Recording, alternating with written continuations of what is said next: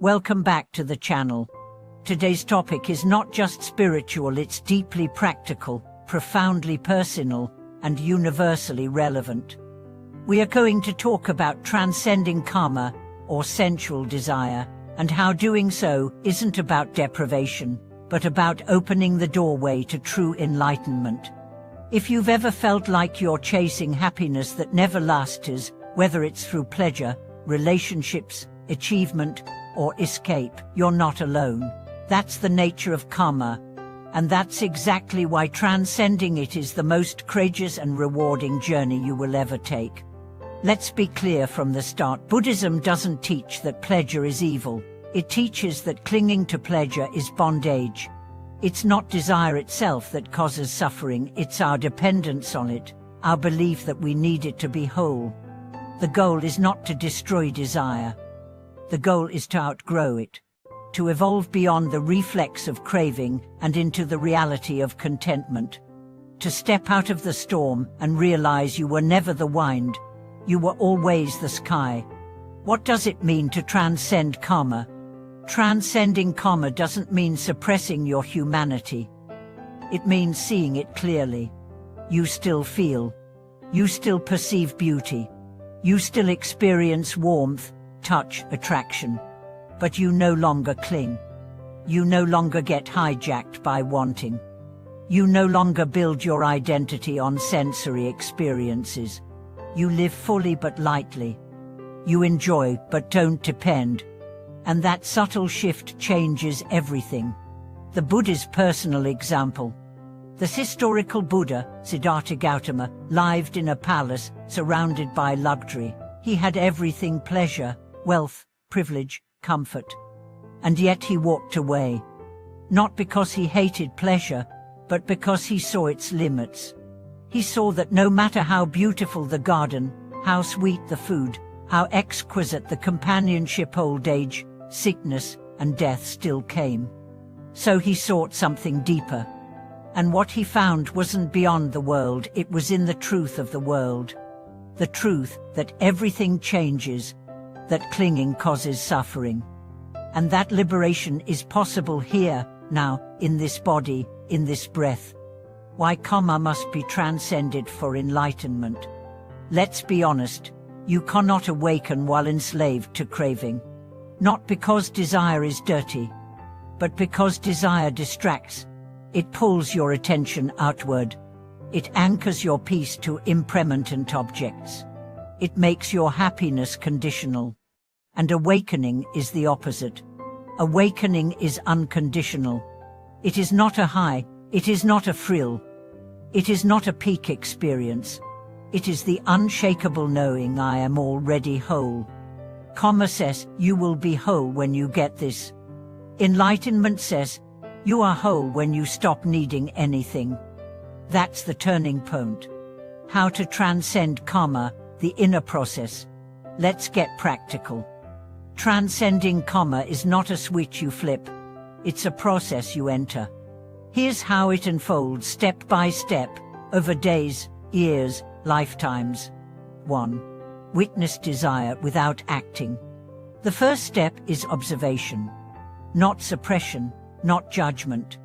Just seeing clearly. Desire is rising. Feel the pull, the heat, the hunger. Stay with it. Let the wave rise. Let it crash. See what's left. Often, what's left is stillness. You realize, I am not the craving. I am the one who sees the craving. That moment is a glimpse of freedom. 2. Reflect on the impermanence of all pleasure. Every moment of karma ends. No meal lasts, no orgasm sustains, no praise echoes forever. Reflection on impermanence anicca doesn't dull life, it deepens it. It helps you stop grasping. It teaches you to savor without attachment. And that is love without chains, joy without fear, peace without conditions. 3. Feel the aftermath of indulgence. We often remember the highs, but not the lows. The sugar rush, but not the crash. The attention, but not the insecurity it feeds. The pleasure, but not the dependence. Sit quietly after indulgence. What do you feel? Satisfaction? Or the return of the itch? Be honest. This is wisdom, not guilt. You're not judging. You're learning. 4.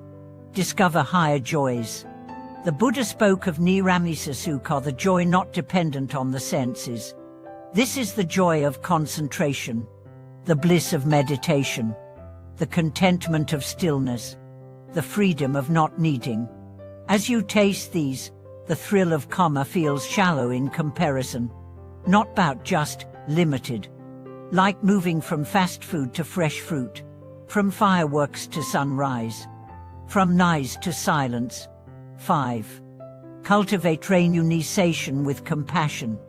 You don't need to renounce everything at once, but start somewhere.